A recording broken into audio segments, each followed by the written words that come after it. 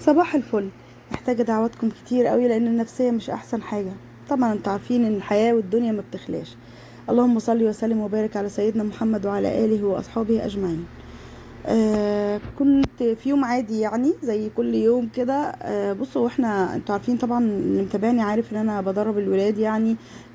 سواء تدريبات يد، سواء تدريبات سباحة وحاجات كده. بس بصراحة مسألة تدريب السباحة ده بقى امر مزعج مزعج بالنسبه لي. ليه؟ لان هو دايما الصبح بدري يعني، مش بدري قوي والله يا جماعه، يعني على الساعه، يعني في عز الظهر 12 بقى، 2، على حسب مزاج طبعا يعني النادي، يعني زي ما بيقسموا كده مثلا. وابني مواليد 2018 فبيبقى ليه ميعاد معين. قمت بدري كده قبل ما هم يصحوا شويه يعني، ببقى مش واخده كفايتي من النوم لان احنا طبعا بننام متاخرين. قلت اعمل كده كوبايه لبن بشاي كده واظبط اموري واكل ساندوتش كده ونشوف الدنيا هتمشي ازاي. كنت انا واختي بقى دخلنا رحنا يعني حمام السباحه.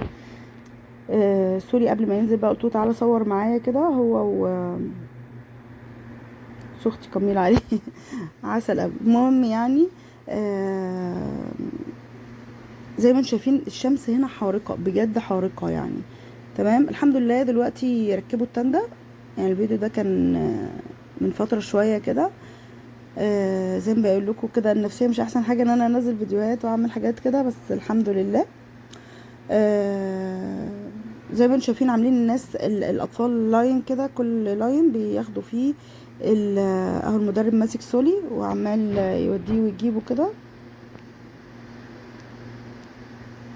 هو انا بعمل سولي التسريحة دي دايما يعني، اللي هي دول حصان كده، هو لسه صغير يعني. تمام. شعره بقى اتنكش طبعا. ودي بنت اختي. آه بصوا والله العظيم يعني، شوفوا رغم التعب ده كله جايب لهم بصوا سندوتشات قد ايه عشان يفطروا ويعيشوا حياتهم، عشان طبعا مش بيبقوا عارفين يفطروا. ابني التاني نزل بس هو بطل تمارين سباحة منه لنفسه يا جماعة، والله حاولت معاه خلاص مش حابب يكمل. سبته طبعا على راحته وبقى بيتدرب يد دلوقتي، يعني بياخد كورسات بقى برمجة حاجات كده يعني. احنا بنشقى وبنتعب. والله الواحد بيبقى محتاج كلمة تقدير، كتر خيرك، يعني عملتي مجهود حاجات كده يعني. آه بس يعني حتى لو ما اتقالتش انا بعمل الشيء لولادي يعني. كنت بوريكم هنا، بصوا بقول لكم بصوا يا جماعه، بصوا الشمس حارقه، هم اصروا كلهم يروحوا يلعبوا. طبعا بصوا قدام اصرارهم خلاص بقى، فوديناهم منطقه الالعاب في النادي يعني. العاب خفيفه كده يعني، بتتحجز كده زي التيكيتات كده ويلعبوا يعني. وانا واختي فعلا كنا تعبانين مهلكين بجد يعني، بس ما حبيناش نزعلهم ونضايقهم يعني. سيبناهم يلعبوا حاجات بسيطة يعني. مش هقول لكم ان هم ما بيتفسحوش وكده، لا يعني احنا بنروح هنا وهنا وهنا، بس الفكرة كلها برضو يعني الولاد مش زينا يعني. احنا مثلا ممكن نروح مصيف او حاجة نقول خلاص غيرنا جو وخلاص كده تمام قوي قوي قوي كده. هم لا يعني، هم لا ما بيكتفوش يعني، فاهمين. بص طلعت بقى لحمة من لحمة العيد كده وقلت اعملها. قعدت افكر يعني، شوفوا بعد ما رجعت ده كله بقى راجع افكر هعمل اكل ايه الاول كده. قلت اعمل هي المفروض طبعا انها كباب حله، بس انا جوزي بيحبها مكرمله شويه، بيحبها يعني البصلايه فيها تكون لونها اغمق كده. كل واحد على حسب ما اتعود، بس هي كباب حله في الاول وفي الاخر يعني. تمام، بقطع كميه بصلتين مثلا واسيبهم بقى يتحمروا كده واحمر اللحمه فيهم. وزي ما انتم شايفين كده حطيت علبه السكر عشان بحط سكر. وبحط الملح في الاخر خالص. تمام. والله هو يقال ان هو بيقلل من تسويه اللحمه، بس انا بتهيألي انها مش بتفرق يعني.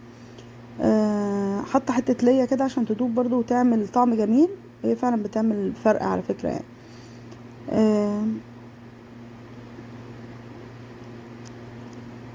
بصوا، هو انا اللحوم عندي مش عارفه ليه ما بحبش اللحمه قوي يعني، دايما اميل للفراخ او اميل لاكلات معينه. مش عارفه، انا بحب دايما مثلا بسله ورز. ما احبش المكرونات قوي. عندي هنا البيت كله بيعشق المكرونات، فبتسلق على اليوم اللي ياكلوا فيه رز بجد.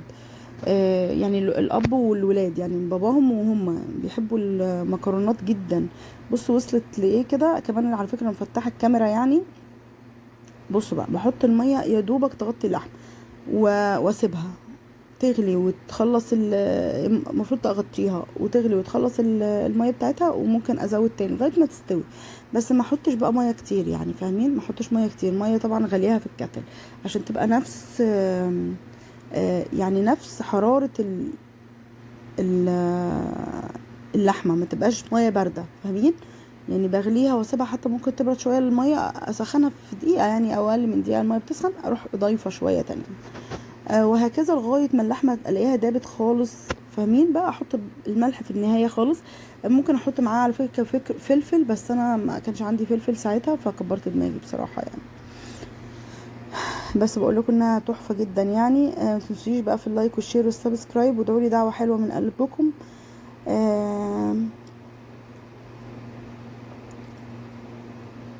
هنا بقى قلت اكمل اعمل شويه لحمه على جنب كده، اعملهم ايه على طاجن خضار يعني، فاهمين؟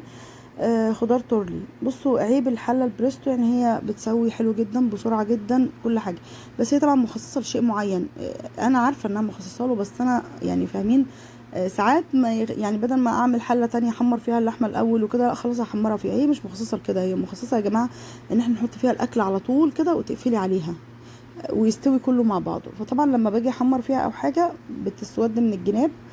آه هنا حمرت اللحمه وضفت عليها بقى عشان اعمل شوربه اسوي اللحمه يعني. طبعا بقى بصوا اللحمه دي اولا كميتها مش كبيره قوي. ثانيا هحطها في الطاجن يعني. ثانيا هي كميتها مش كبيره. ثانيا هي البريستو طبعا بتاخد بالظبط تلت ساعه في اللحمه او اقل، وتلاقيها اللحمه دايبه منك دوب يعني. ساعات بزود شويه الوقت تلت ساعه في الفراخ، ما بعرفش يعني فاهمين الورك بقى من الصدر كده مش بعرف. يعني الصدر ممكن يبقى ماسك نفسه شويه، بس الورك بقى بيبقى سايب خالص. أه هسيب بقى، بقول لكم ان انا هسيبها تستوي، يمكن كنت عايزه اقول كلام تاني انا مش فاكراه، ما علينا. انا محضره